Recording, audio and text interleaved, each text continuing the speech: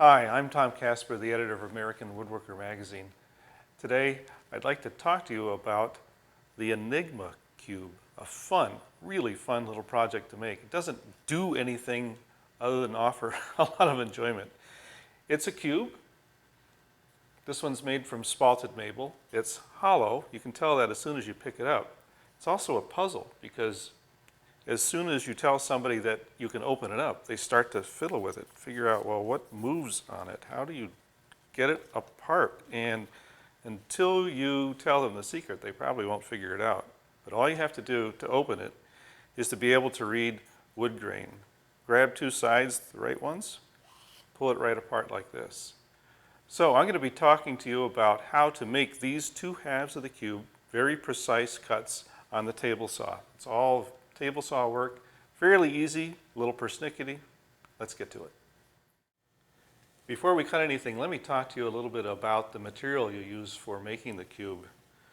All you'll need is one piece of wood and some others for some test cuts.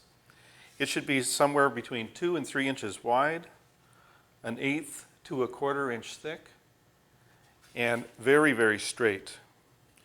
The other requirements are that the sides be absolutely parallel and that the thickness of it be consistent down to 1/1000 of an inch, more or less, from beginning to end. So if you make this yourself, run it through the planer, get some snipe at the ends, whack that off because the thickness is really important. Okay, let's start cutting this up. I'm going to cut this piece into precise squares. And precise is really important because in order to form a cube, every side has to have an equal length. But before I do any cutting, I'm going to mark this piece with a big triangle, and that's going to help me reassemble these pieces later on in the same order, so that when you make the cube, the grain will appear to wrap around it seamlessly. Next, I'm going to set up a stop block to determine the length of these squares. It's pretty easy to do, but rather than do any measuring, what I'm going to do is to use the piece itself. I'm going to take an offcut of a similar board, same width, draw a line on this board that is substantially wider than this one, and then what I'm going to do is to cut off the end of this piece and then cut this piece, and then I'll use this piece to set the stop block up. Here we go.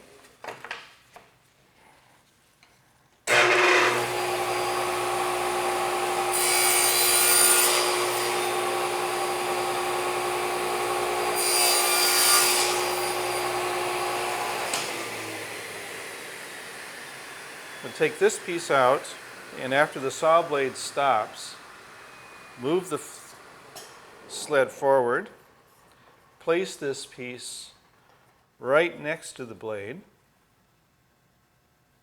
There we go.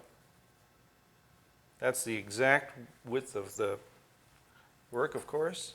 Put the stop block right up to it. Oh, let's get rid of this little thing here. There we go. And clamp it down. Next, we're going to test the position of the stop block to see if it's accurate. So I'm going to pull out the test piece and turn it around and cut off the skinny end. That was the far end of the board.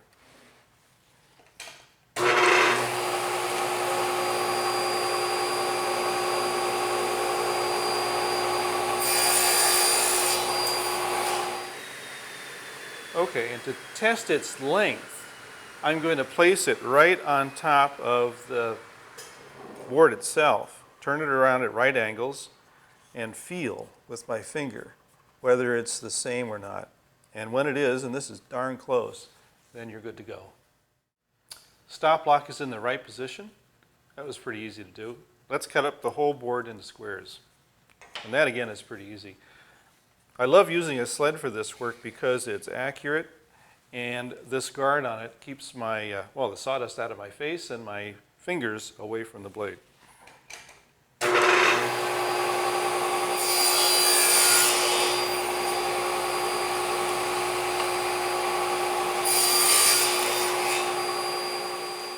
I used a fine-tooth crosscut blade for cutting that strip into squares, but I want to switch to a general purpose or a combination blade for cutting the miters all around the pieces. Let's move on to the next major step in building the cube and revisit what the cube looks like itself. Remember, it slides apart, and every part of the cube is identical. 6 squares. They have miters all the way around all 4 sides. That's what joins the corners together. So what we want to do is to set up the table saw so that we can cut miters all the way around all 4 sides of these pieces. And I'm going to do that in 2 stages. Rather than remove all the wood in one pass, I'm going to remove about half of it first, leaving a fairly broad lip on the edge all the way around. And then in the second pass, I'm going to go almost all the way to a point, but still leave a teeny little edge here for writing the piece on the subfence. I'll show you how that works. Let's set up for making the cut. I've heeled the blade all the way over to 45 degrees exactly. And as you notice on this left tilt saw, it's going to be pointing that direction. I'm also going to use a board to support the piece as I cut all the miters all the way around it. I found that the throat plate itself is too flexible. It doesn't work very well. This support board has a long mitered edge on it, and I've added onto it a locking bar that I've taken from a feather board. That allows me to place this board in any position on the saw, because it's kind of arbitrary where it goes. The blade is right next to that miter, and just by twisting these knobs here, I can lock this thing down flat on the saw so it doesn't move. The second thing I need is a subfence, because the blade's going to be sticking out this way and it's going to be buried inside the subfence. Obviously, you don't want to use that for that. So here's a nice straight piece of maple. I'm going to be putting this right on here on the fence and just clamping it to it. And then we'll be making our first test cut.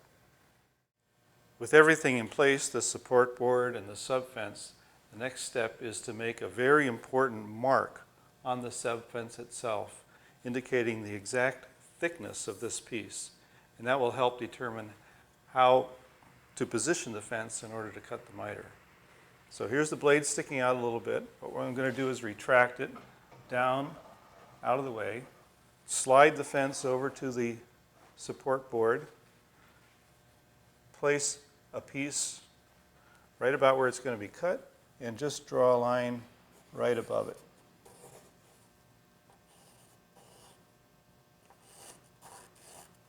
That indicates the thickness of the piece. Then I'm going to install a guard right above there so I can keep my fingers out of the way. Well, just as a reminder, actually my fingers aren't going to get in the way, I hope. And this is just a guard that I've borrowed from my router table, and we'll be good to go. Let's set up to make the first cut, which, as you remember, is just a partial cut, not all the way. I've moved the subfence a little bit away from the support board, and I'm going to turn the saw on and saw a kerf into the subfence.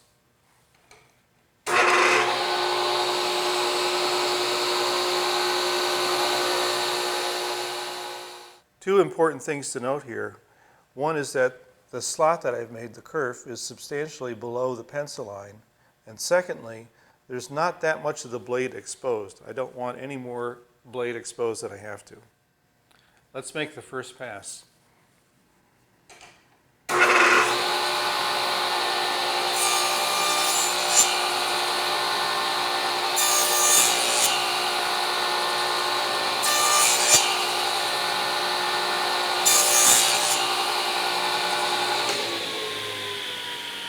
So what I'm after is a miter that's only about halfway cut and a big broad edge left over.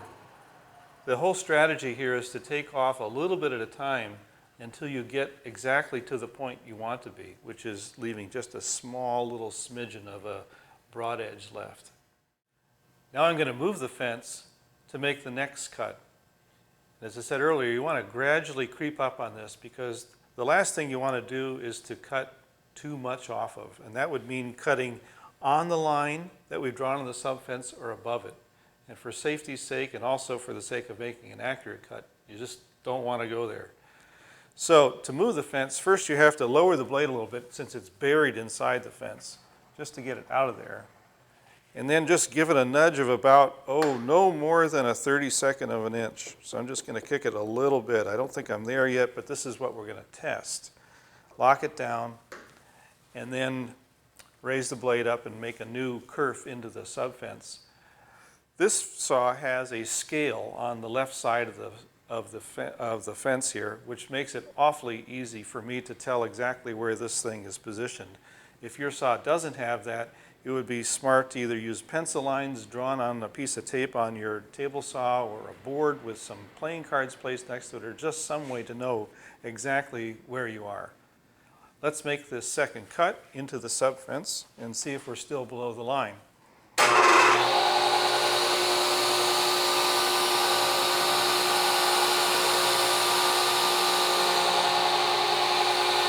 That looks good.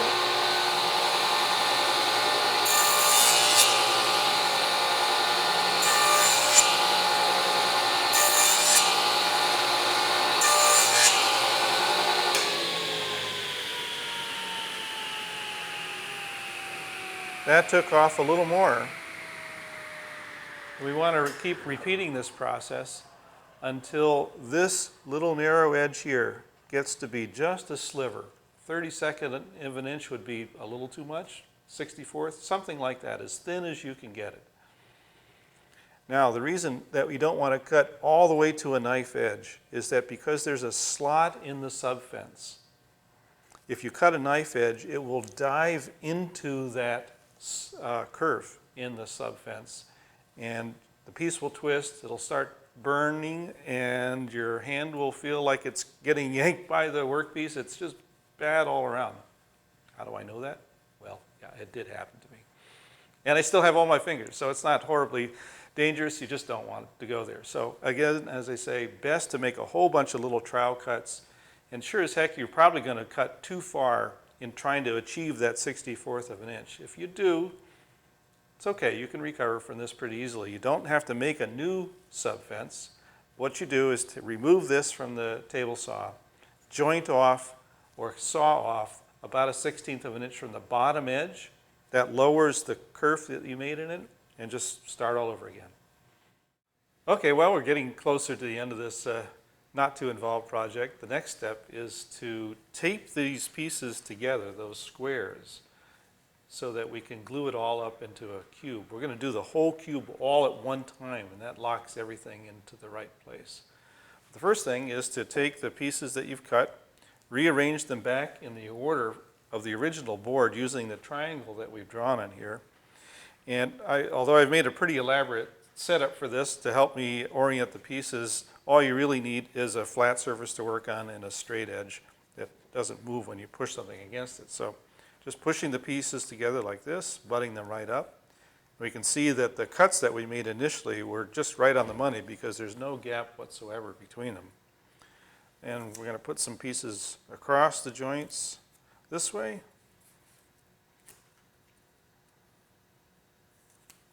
Remember, it's 3 at a time. And then some pieces of tape along the joints this way, binding this all together.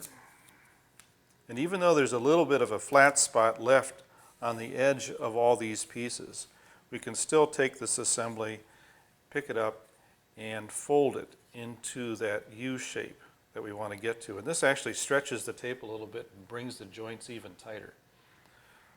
So next step is to apply glue. One thing though, before we apply any glue, is I want to take out an insurance policy to make sure that the thing doesn't stick together from glue squeeze out, so we can actually take the cube apart after we glue it together. Also, I want to be able to clean off squeeze out from inside the cube before it goes together. And the easiest way to do that and to prevent the cube from sticking together is to coat some surfaces with wax. This is a pretty well used piece of paraffin or canning wax. What I'm going to do is just rub it all over the inside surface of these pieces. Of course, we could put a finish on here also, but boy, this is a lot quicker and works really nice. All the pieces, all the faces, and then I'm also going to do the same thing on all the outside miters, because the only parts that get glued are these miters here that fold together. So I'm just going to take the wax and go all the way around here like this. It just takes a few seconds and it's worth it just to be sure. Okay, time for the big glue up. This is pretty easy to do. I'm going to use a pretty small watercolor brush to apply the glue to the miters. You don't want to put too much on or too little, and this, like all glue joints, that just comes with experience, knowing how much to stick on there. Stick a little on both sides. Depends how absorbent the end grain is of your wood. I'm using white glue for this because I like the way that it spreads out to a nice thin film very easily, although yellow glue would work just fine. After you glue the miters, I'm going to fold the pieces together, look for squeeze out, and if there is any, which there's just a little bit on the inside there, I'm just going to take a putty knife and slide it right along here. Wipe it on a damp rag at both sides. And since I had waxed this interior surface of the cube, it just comes off very easily. And then also examine to see if there's any squeeze out here, because that would, if there was, that might lock the cube together forever. So after you do one side, you have to weight it down while you pick up the other side for gluing as well. Otherwise this thing will just spring right apart. So if you were wondering what the heck my carving mallet was for, this is it. Just put it right on there. Okay, let's do the other one. With all the glue on, now we just got to put the two halves together, being careful that they don't spring apart in this operation. So they just slide right together like this. Hang on to it tightly, put it down, and start wrapping it up with even more tape. Just got to do every joint one at a time, and then just let it sit overnight so the glue gets good and hard. And tomorrow we'll come back and sand the corners and everything else, and we'll be done. Okay, let's say it is the next day. This one's all ready to go. I've taken most of the tape off. Here comes the last piece.